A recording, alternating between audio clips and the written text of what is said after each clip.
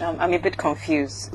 Help me understand this conspiracy. Listen to me very carefully. Like I said it earlier, there is an interest amongst elements within the world powers to turn this country into a theater of war. I mean, I've said it earlier that there's I want to know on what basis do you say this? Simply because, well, why do people?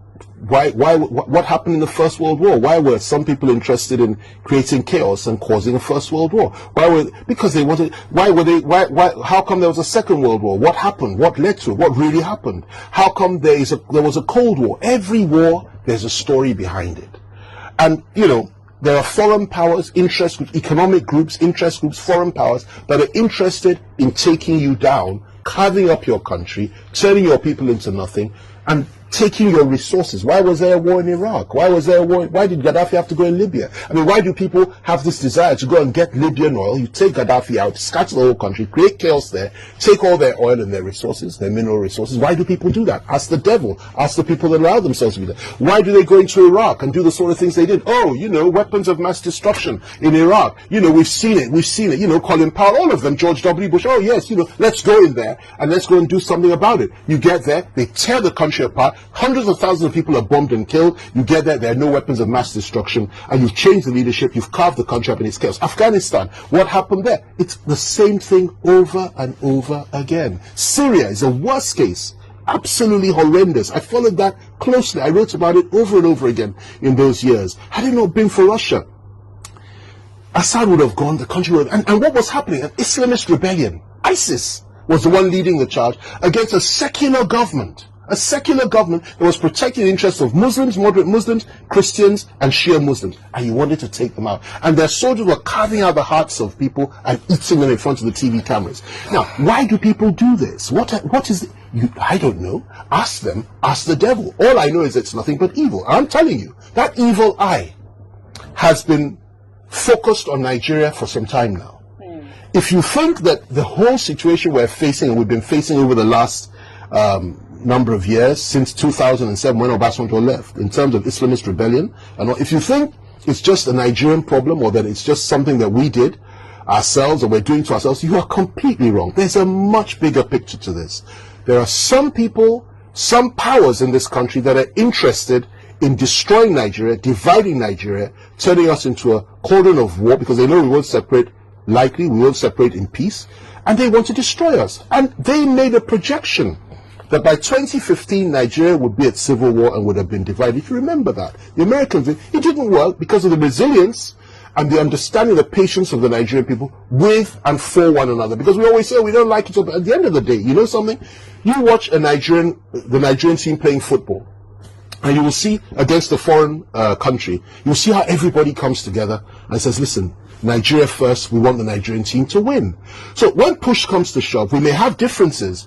We may want to go our separate ways, but we'll talk about it and see the best way to solve. But these people are not interested in that. They want carnage. They want our blood to flow. They want our flesh to be hacked. They want it to be destroyed. They want our hearts eaten. They want our wives and our children to be raped and murdered. They want carnage. They want chaos. And then they want to establish a new order. Most importantly, they're interested in our oil. They're interested in having another pool of slaves for them. They're interested in chaos and carnage and destruction, and to destroy what would have been and what is the most beautiful lady on the African continent, a great country, a great power that it once was, that held so much promise for the black man throughout the country. Now, why would they want that? I don't know. Ask Satan and ask them. It's their agenda, not ours. But God still rules in the affairs of men. And when I say this, I'm talking about the deep state. I'm not talking about an individual or president. I was a great supporter of Trump because I know that Trump was against this agenda. Trump pulled back foreign American forces from every single... He was not interested in this, which is one of the reasons they had to get him out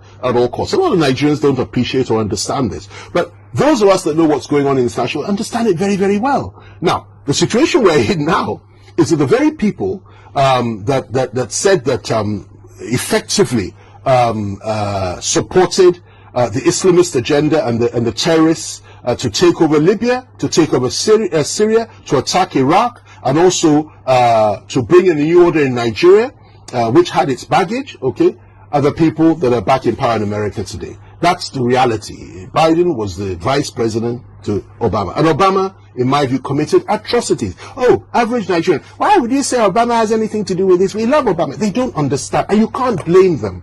So if you want to talk about the involvement of foreign powers, talk about Britain, talk about America, talk about France, talk about the conflict between France and America on the African continent, talk about the inclusion and incursions of China. It's a very complex plot. And then the fact that the Russians are not here in full force, which in my view is a very sad testimony, because they ought to be.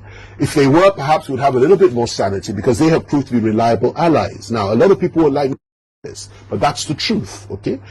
My concern is Nigeria as a nation and the Nigerian people. Okay. And whoever it is that will assist us to fight these wars that are being engineered by proxy powers that are who controls Boko Haram? Who established Al Qaeda? Who established who funded Al Qaeda? Who was Osama bin Laden working for before he suddenly turned on them?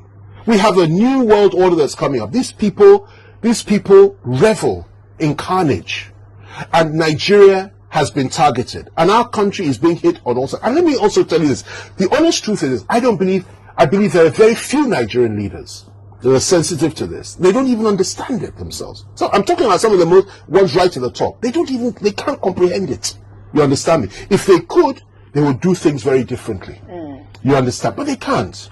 It takes insight, understanding, wisdom, a lot of knowledge, and a lot of courage to say some of these things that I'm saying. But the reality is that say them we will, because if that will allow people to open their eyes and understand what's really going on, then it's worth saying.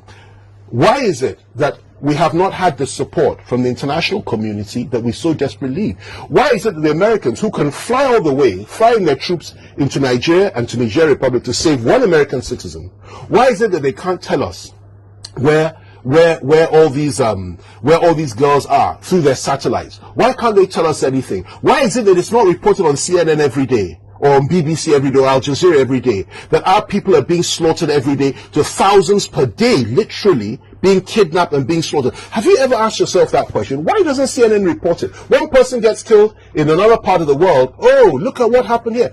But when it comes to Nigeria, they blacked it out. Just to mention here and there, oh, you know them, they're killing each other, you know, that's all they're good for. What is really going on? And why is it, I go back to it, that during President Obama's time, why was an arms embargo placed on us? Poor Nigeria, fighting all alone, no arms, no nothing. We were left in the lurch. Not only that, when we had deals with other countries, they went there and said, don't give them arms to fight against Boko Haram. Who is funding Boko Haram? Who is behind Boko Haram? Who is using Boko Haram? Who is using Al-Shabaab in East Africa? Who was behind ISIS? Who was behind Al Qaeda? Who was behind them? And this is not a Christian agenda. A lot of people don't understand it. This is demonic. It is Illuminati. It is evil. I mean, it's not a conspiracy. It's a reality. You understand me? They don't represent any Christian. They don't represent any Muslim. They represent only themselves.